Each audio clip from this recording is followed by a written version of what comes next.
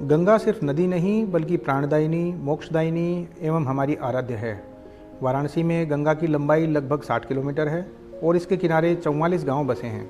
वाराणसी में गंगा के तटीय इलाकों में एक नगर निगम, 2 टाउन एरिया और 760 ग्राम पंचायतें शामिल हैं।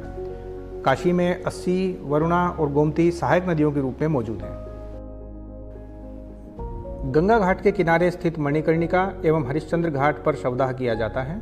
शवदाह के पश्चात बचे हुए अवशेष गंगा में फेंक दिए जाते हैं। इसके साथ ही पतित पावनी मां गंगा में विभिन्न प्रकार के अपशिष्ट डाल दिए जाते हैं। इससे इसका जल अत्यंत दूषित हो गया है।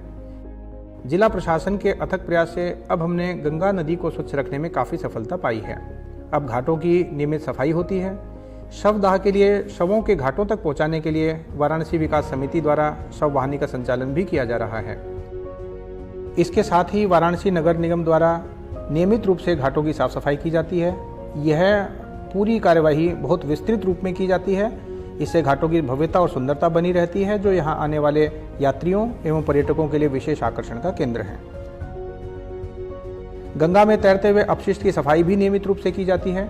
इसके लिए मैनुअली एवं स्कीमर बोट के माध्यम से लगभग 10 किलोमीटर के क्षेत्र में गंगा की सफाई कर लगभग 2 से 3 टन फ्लोटिंग अपशिष्ट प्रतिदिन गंगा से निकालकर निस्तारित किया जाता है।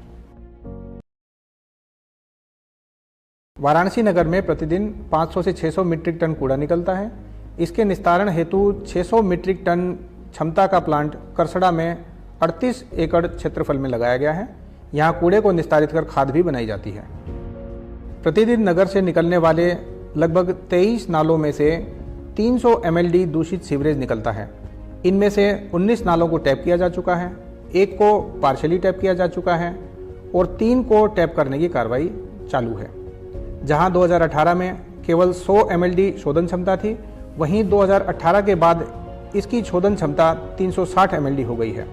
नदी के जल के शोधन के लिए 120 MLD की क्षमता से गोईठा में और 140 MLD की क्षमता से दीनापुर में STP का निर्माण पूरा हो गया है।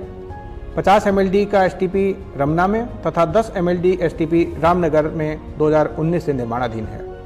नगर में समुचित मात्रा में हरियाली हो, इसके लिए समय समय पर जन भागीदारी व नागरिक संस्थाओं के द्वारा विशेष पौधारोपण कार्यक्रम भी आयोजित किए जाते हैं। सारनाथ स्थित मिनी जू में हिरणों के साथ ही विभिन्न प्रकार के जैव विविधता के जीव जंतुओं को रखा गया है।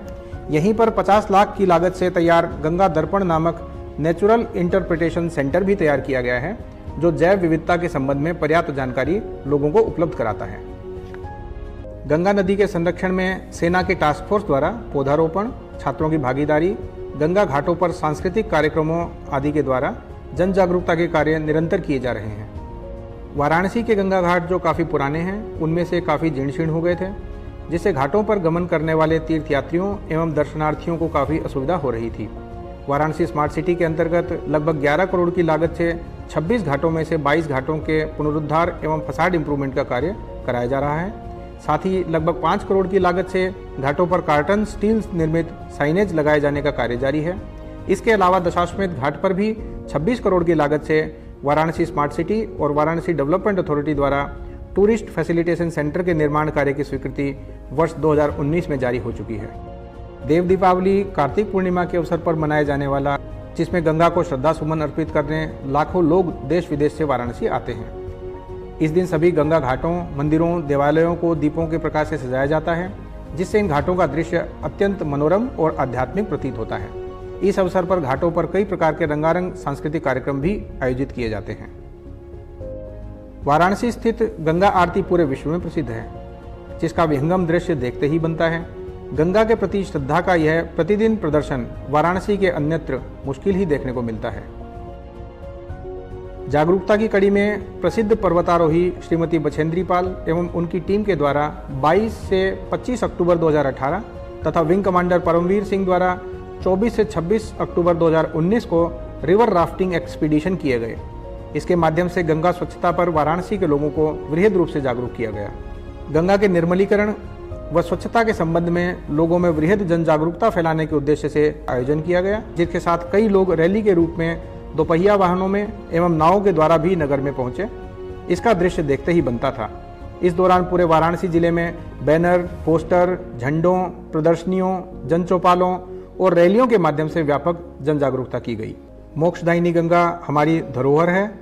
इसके जल को निर्मल रखना हम सभी का कर्तव्य है और वाराणसी कर्तव्य पर पूरी तरह खरा उतर रहा है।